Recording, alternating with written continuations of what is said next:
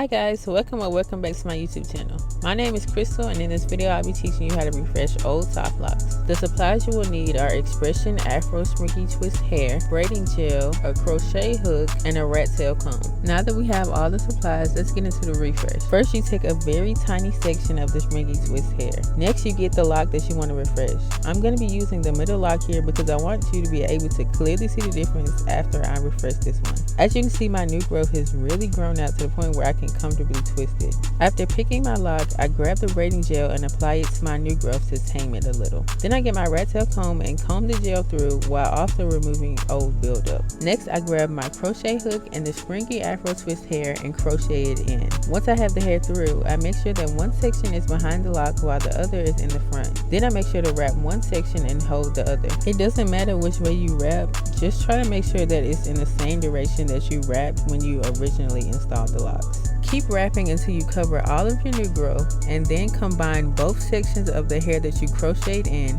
and continue wrapping until it runs out. And that's it.